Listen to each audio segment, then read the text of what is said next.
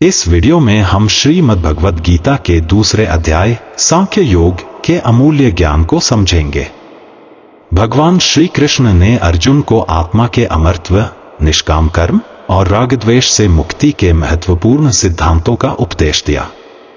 जानिए कैसे यह ज्ञान हमारे जीवन को सकारात्मक दिशा में बदल सकता है और हमें सही मार्ग पर ले जा सकता है। इस ज्ञान को समझना आपके जीवन में नई प्रेरणा और शांति का संचार कर सकता है। अंत तक देखें और जीवन में अमर ज्ञान को आत्मसात करें। श्रीमद् भगवद गीता के दूसरे अध्याय को सांख्य योग या ज्ञान योग के नाम से जाना जाता है। इस अध्याय में भगवान श्री कृष्ण अर्जुन को युद्ध भूमि में कर्तव्य, आत्मज्ञान और जीवन के मूलभूत सिद्धांतों के बारे में ज्ञान देते हैं। भगवान श्री कृष्ण अर्जुन को बताते हैं कि आत्मा अविनाशी और अमर है। शरीर मर सकता है, लेकिन आत्मा अमर होती है। आत्मा न जन्म लेती है, न ही मरती है।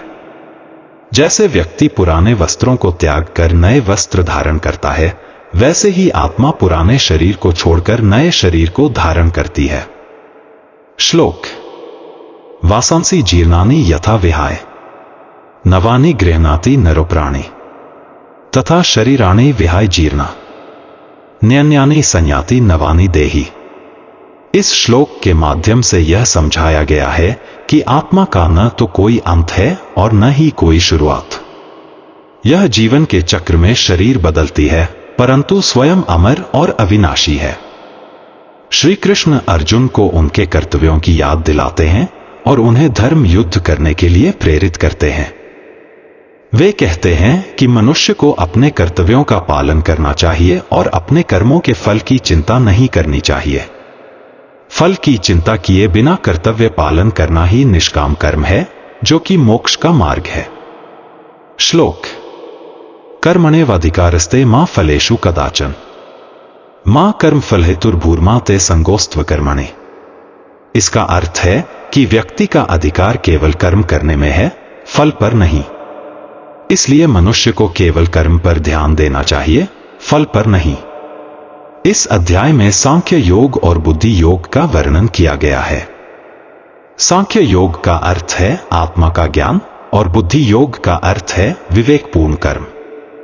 अर्जुन को समझाया गया कि जो व्यक्ति सांख्य योग के मार्ग पर चलता है, उसे सुख दुख, हानि लाभ और जय पराजय में संभाव रखना चाहिए। श्लोक: समत्वम योग उच्यते। इसका तात्पर्य है कि जीवन में संभाव बनाए रखना ही योग है। इस संभाव के कारण व्यक्ति न तो सुख में अहंकार करता है और न ही दुख में विचलित होता है। श्री कृष्ण अर्जुन को अंतःकरण की स्थिरता और मन की एकाग्रता पर जोर देते हैं। वे बताते हैं कि स्थिर बुद्धि और एकाग्र मन वाले व्यक्ति ही सही अर्थों में ज्ञान को प्राप्त कर सकते हैं।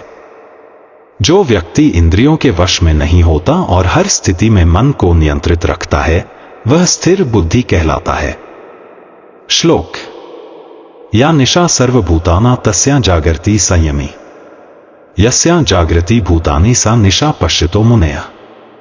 इसका मतलब यह है कि सामान्य व्यक्ति जिस विषय में उलझे रहते हैं, आत्मज्ञानी उसमें रुचि नहीं रखते, और जिसे आत्मज्ञानी देख पाते हैं, सामान्य व्यक्ति उस ओर ध्यान नहीं देते।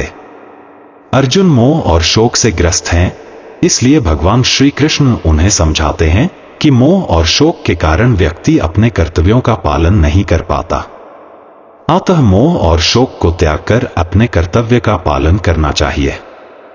जीवन में हर चीज का प्रारंभ और अंत निश्चित है, यह सृष्टि का नियम है। श्लोक: अशोच्यानन वशोचस्त्वं प्रज्ञावादांश्च भाष्ये गतासूंश्च नानुशोचन्ति पंडिता। इसका अर्थ है कि जिन चीजों का अंत निश्चित है, उनके लिए शोक करना व्यर्थ है। बुद्धिमान लोग जीवन मरण की चिंता नहीं करते हैं।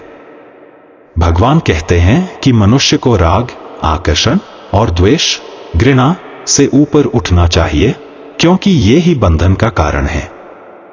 इंद्रियों को नियंत्रित करके और राग द्वेष से मुक्त होकर ही व्यक्ति अपने जीवन को सफल बना सकता है। मन और इंद्रियों का संयम ही वास्तविक विजय है। श्लोक: विहाय कामान्यः सर्वान् पुमांश्चरति न्यस्पृह निर्ममो निरहंकारः स शांतिम धिगच्छति।